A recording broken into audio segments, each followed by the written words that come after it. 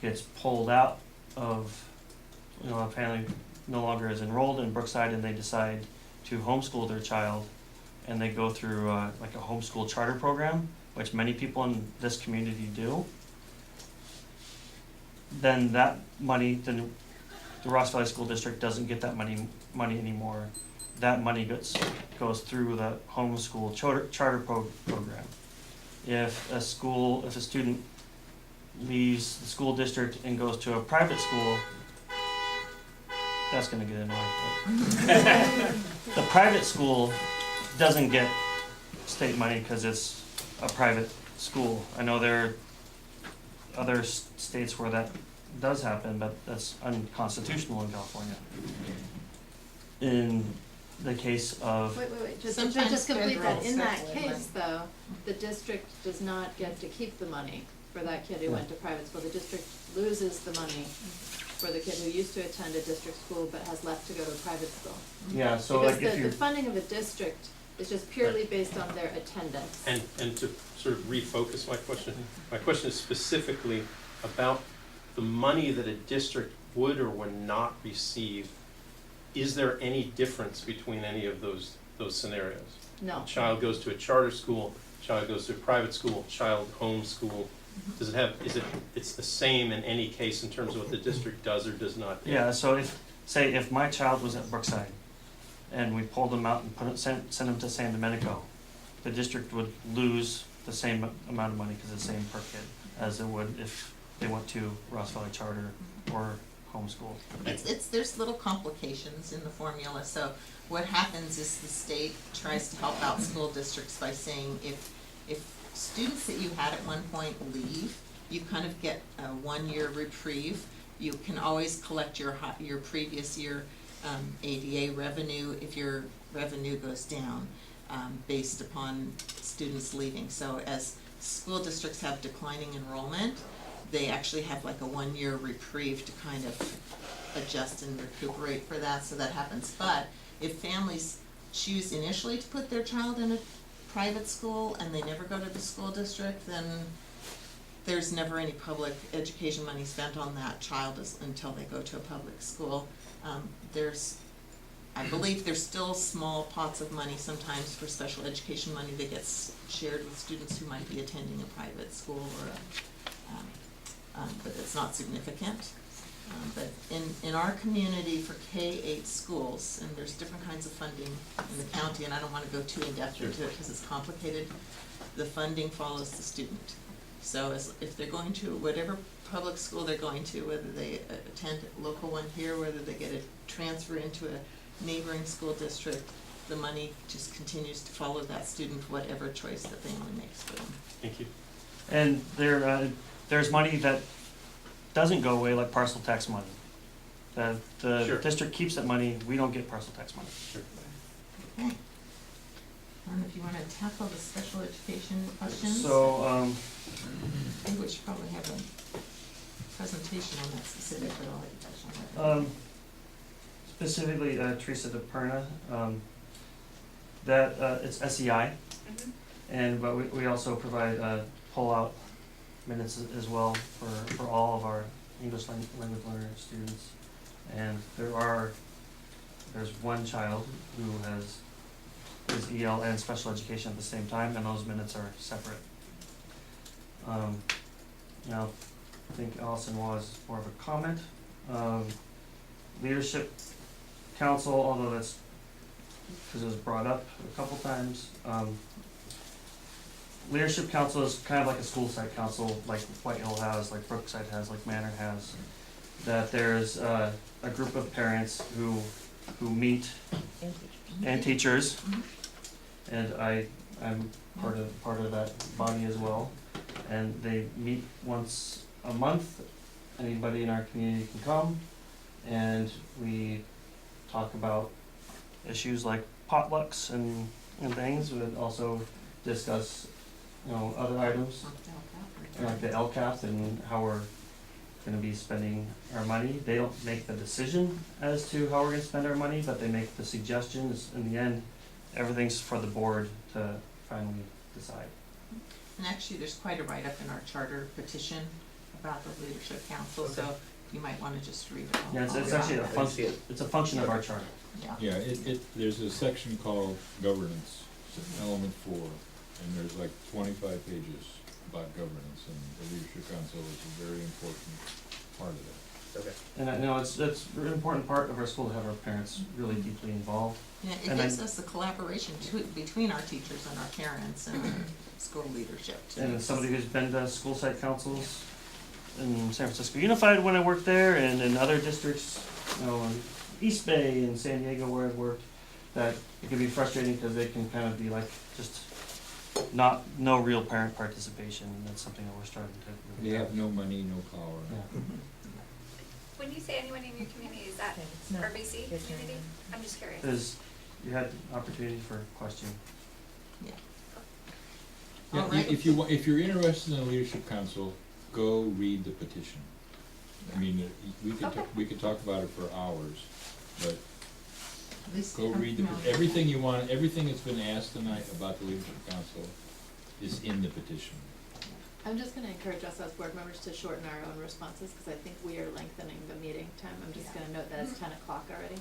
Okay, We've got a couple more thank you. pages to get through. All right, so let's take an action on this, LCAP, LCAP and the timeline. We had one recommended amendment to it, which was just to include in there whenever that meeting happens. And make sure. Versus committee.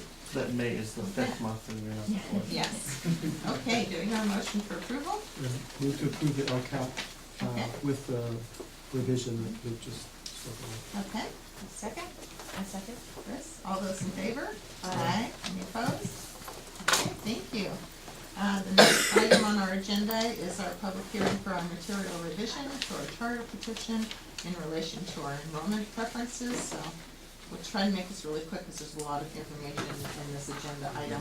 Which one of you wants to take it on? I guess my introduction to it would be that our initial petition had enrollment preferences in it. And then we went back and got a material revision to delay by a year, and at that time, the State Board of Education was in the process of talking about enrollment preferences and asked us to remove our preferences, at that time until they made their determination. Now they have, the law has changed, they've allowed for the preferences that we are going back and asking for primarily, which is for siblings, which, you know, most school districts give preferences to younger siblings to go to the same school.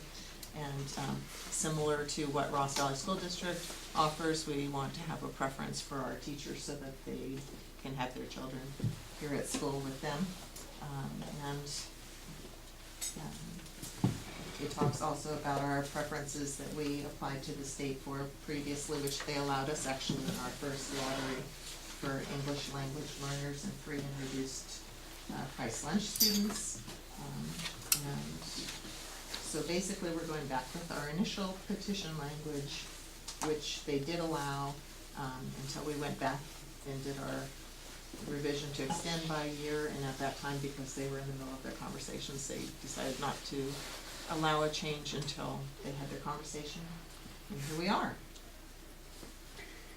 I believe that And covered I most of just it. wanna point out that, the first draft of the agenda had founders in it, and that got removed in the second draft, so that's, the founders are no longer specified because we have no remaining initial founders who have,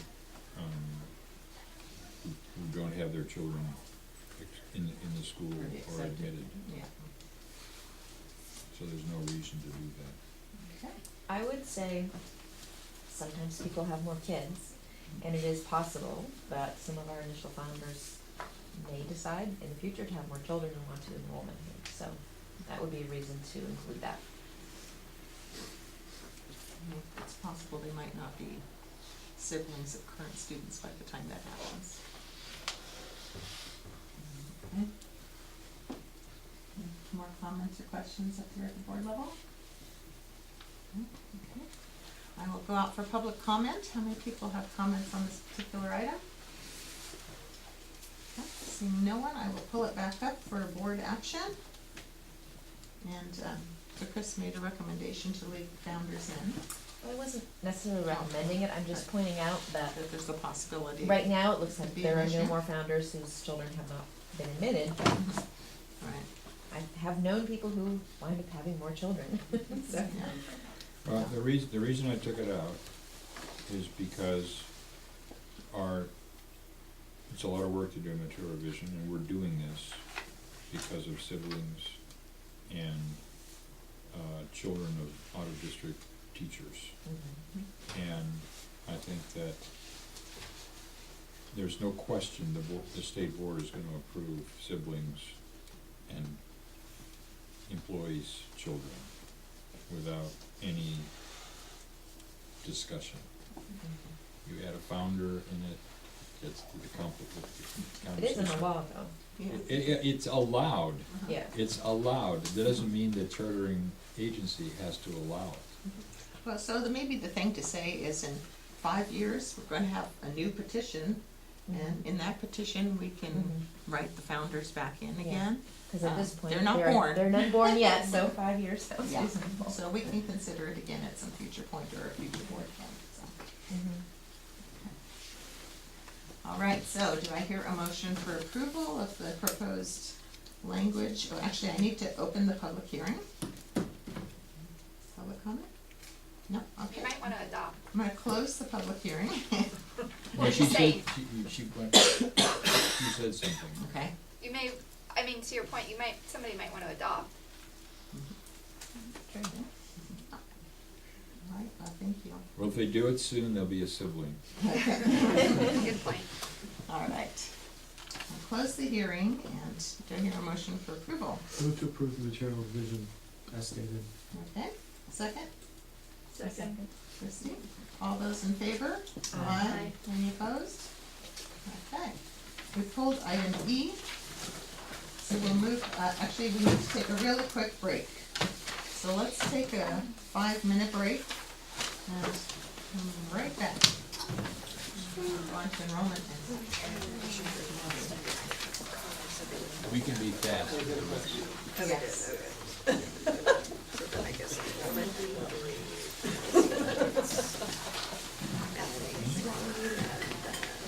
Battery check?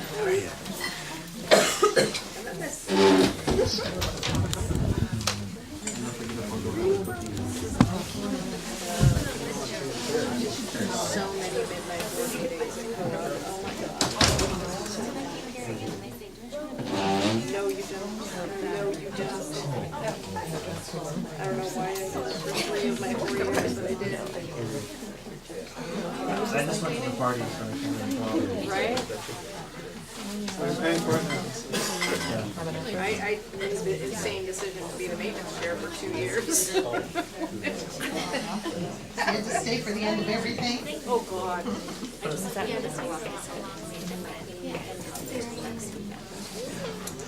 So you double cleaned? Oh, so depressing. You had the best job there, the fish and the block. My first year of maintenance, the school flooded, so. You know. Yeah. Great. And we found someone living under the house. That was fun too. Someone living under the house. There was stuff like bedding and, yeah. It was really messed up. Well, if I take somewhere to We wouldn't have found it if it weren't for the flood, because we would have had to tear it apart. It stopped raining earlier. Is there? down the hallway to the right. Big chair, you should have it now. And then I realized I was really getting paid out on time, so I went back to maintenance. Because things like, you know, I get a report on time, I just can't do it. I can type in minutes, but sending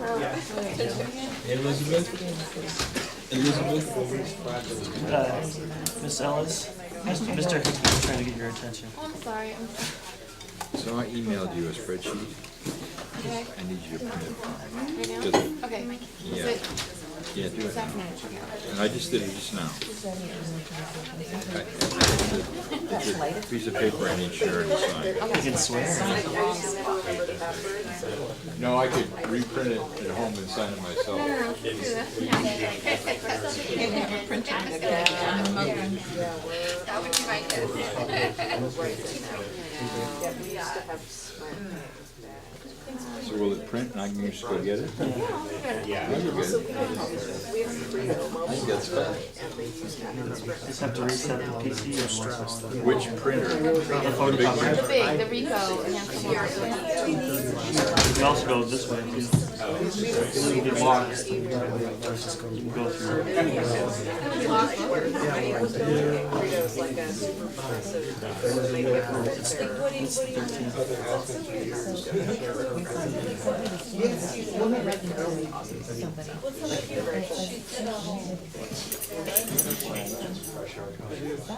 If he's, if his clock is set, his computer, future. Is he living in Europe? Are you sure? You might be, are you in Italy?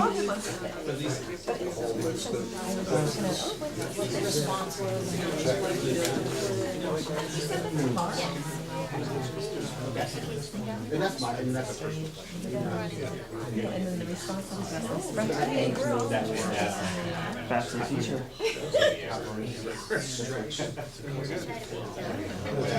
severely ill. Yeah. You don't wanna do that. You don't get it. Getting ready to go to freshman year. Yeah, that's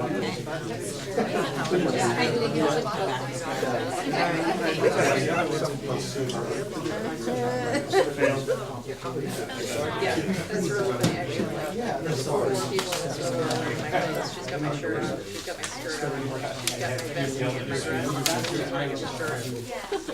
Yeah, I was thinking they're all wearing just I'm looking forward to 420. the best I'm saying. Very proud. Very proud. And I really pissed off the heavyweights. Because I didn't get to and then I went to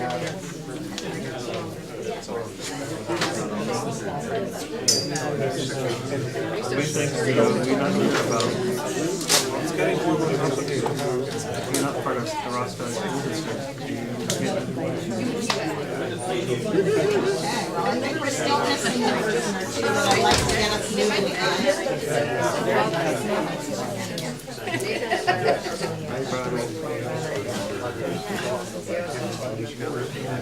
So I need,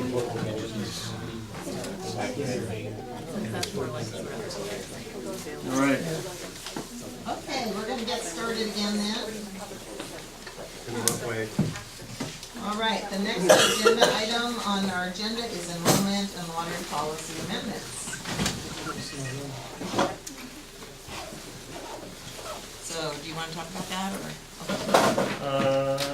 The enrollment and lottery policy amendments. So, in changing from operating as a school that's not quite a school yet to actually being a school and seeing how the lottery process works and the steps involved, that we felt that we need to kind of amend it and make it the policy more to being a real school. And Elizabeth and Jen, who deal with this process and all the steps involved, it just makes sense for it to be a simpler process. So basically, we're recommending that anybody who's been admitted through the lottery, so like the families yesterday who were admitted through the lottery, that they complete all the steps to be enrolled in our school in order to hold that spot, so there's just certainty going forward, rather than having a process where there's,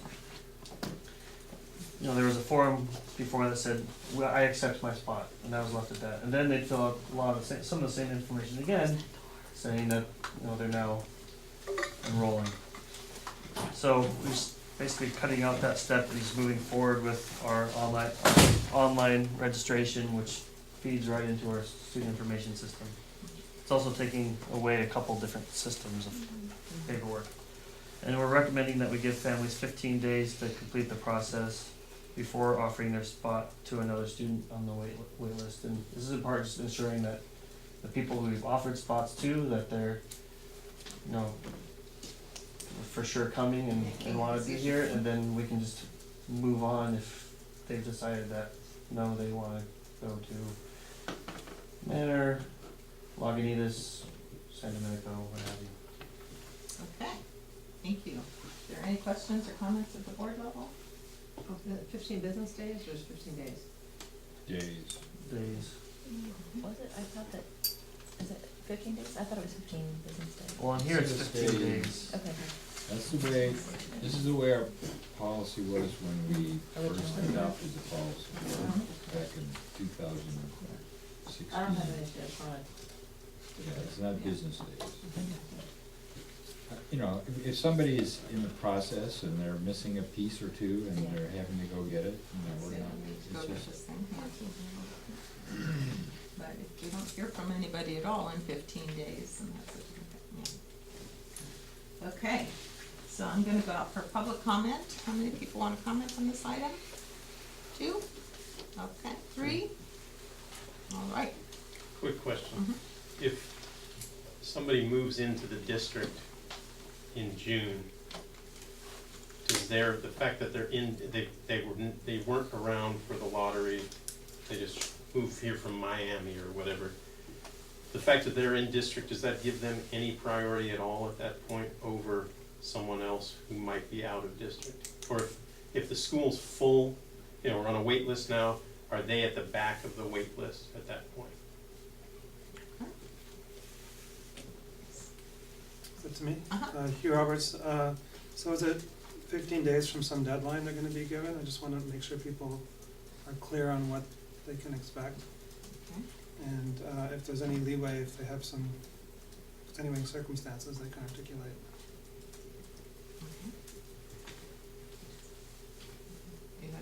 Okay, all right, so let's bring it back up to the board and we can answer those questions. So, yeah, people, right now we had our lottery, so people were admitted, and basically, you have a spot, and there are other people on the wait list.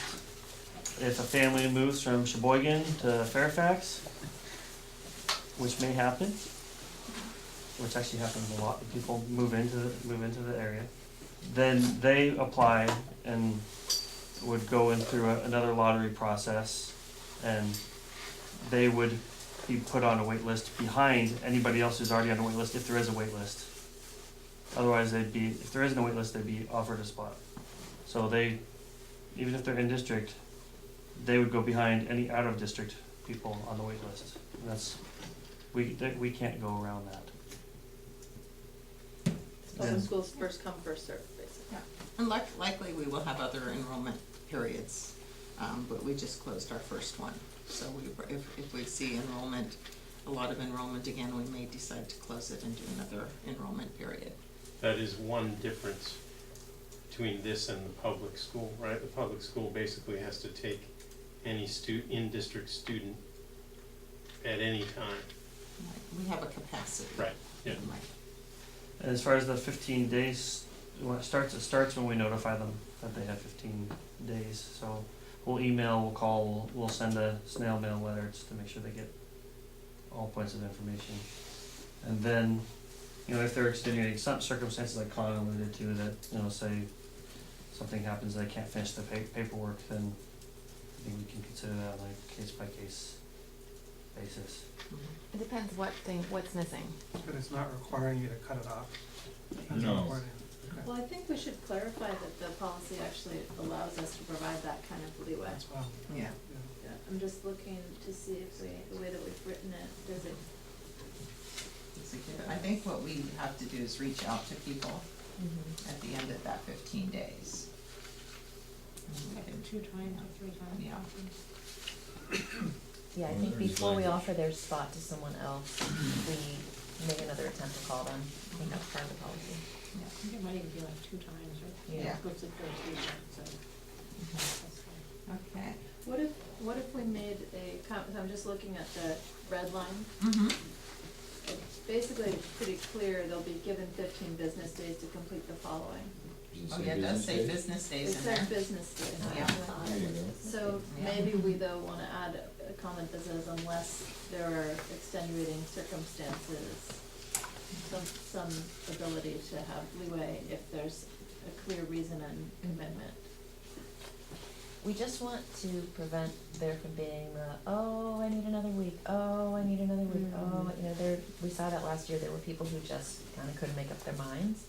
And it means that, you know, we wait, and eventually they make up their mind, and then, you know, if they say, no, they're not coming, then we have to go to the next person, and then if that person waits and waits, it just, you know, I wanna make sure that it's not, the people aren't gonna take advantage of the situation. So it's hard to create a caveat then, basically. Well, I mean, you can speak to what you've done in the office. If people have completed 99% of it and they just need one more piece of paper, then you just, you know, they get that one last piece of paper. We know they're coming. Yeah, and I think 2 weeks is a lot of time. It's actually 3 weeks, if 3 it's weeks. business days. 15 business days, Yeah. I think that's a lot of time. We're not It's asking in for rea- anything it's in that's all reasonable- that complicated. You Time presumably together. made a decision when you put yourself in a lottery to begin with, so it's. Right. And private schools, you know, have the same kind of timeframes. Right. They're shorter after that. But with private schools, you have to put down money. You don't have to put down money for Yeah. our school. So we're basically suggesting no caveat, and then right now it says 15 business days. Do we wanna remove the business? I and think we just should make keep 15 business days, cause, you know, having worked through some holidays on these things, just knowing that breaks make it hard to reach people, and people are often unreachable during breaks and not thinking about these things, from our experience. Yeah. Well, we are going right into a holiday period too, where people are gonna be out of town, so.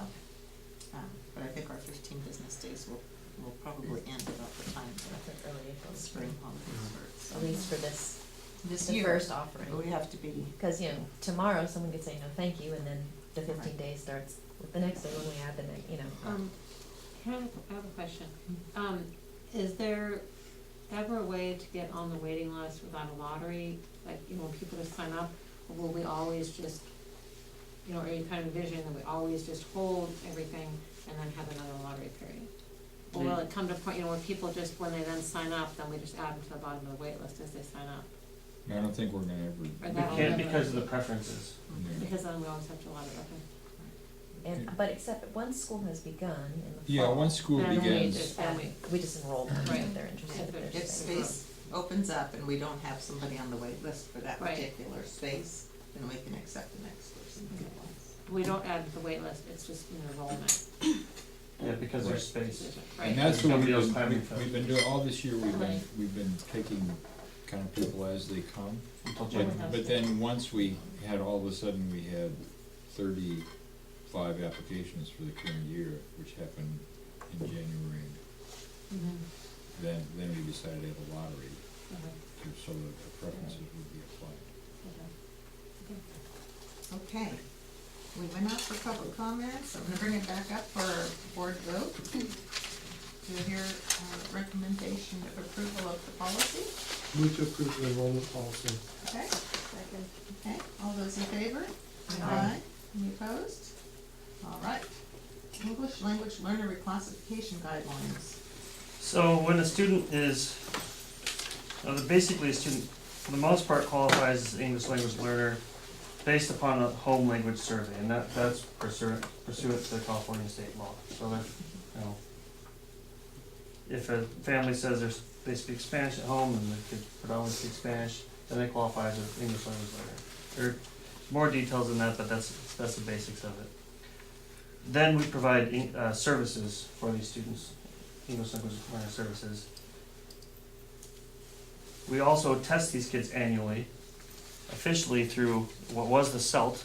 So this year, the state mandates the CELT test, and it's changing the test from the CELT to LPAC, because we love acronyms.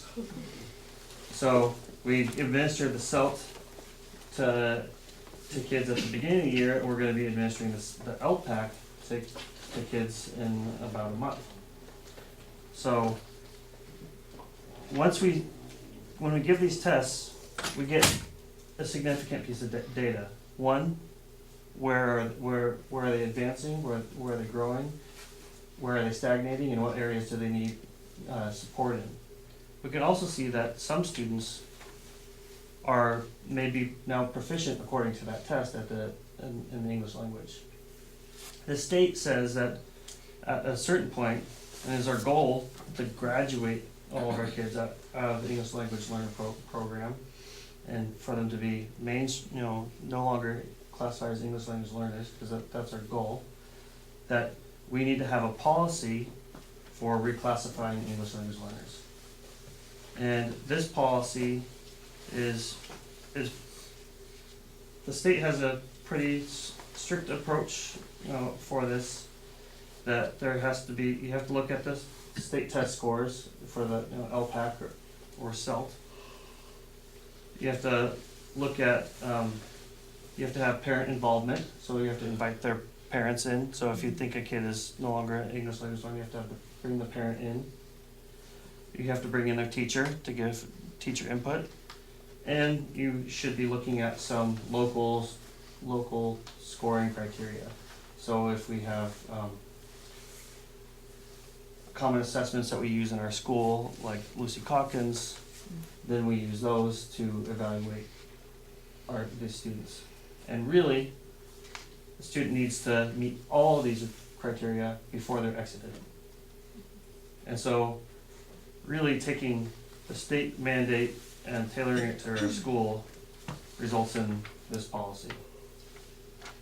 And you still follow them even after you graduate them out for a number of years? For a couple of years, you still follow them, make sure that they're still continuing to grow, and just kind of go beyond what the subject area is. As far as I see, our school is just to continually meet the needs of kids, no matter where they're at. If they are English language learners or qualified for special education, that we're going to always continue to meet their needs, however we need to meet them.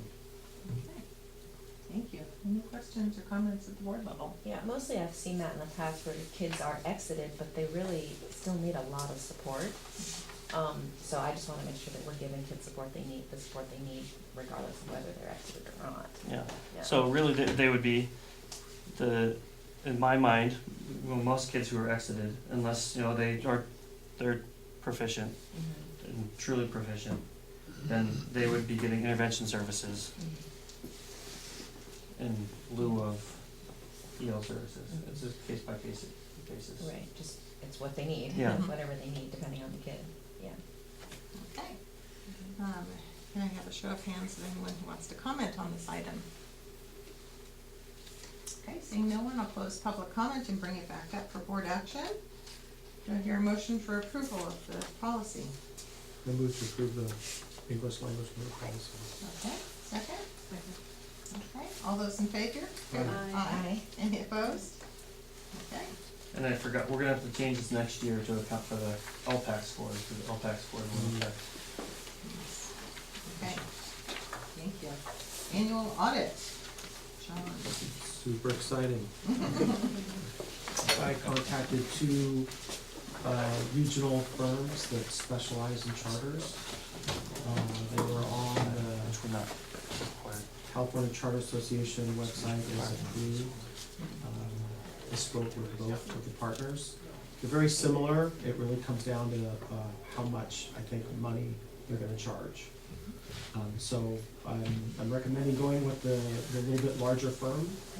They have more resources and they came in about $1,000 less for the service. And if we sign on for a 3-year term with them, they will significantly increase the fees.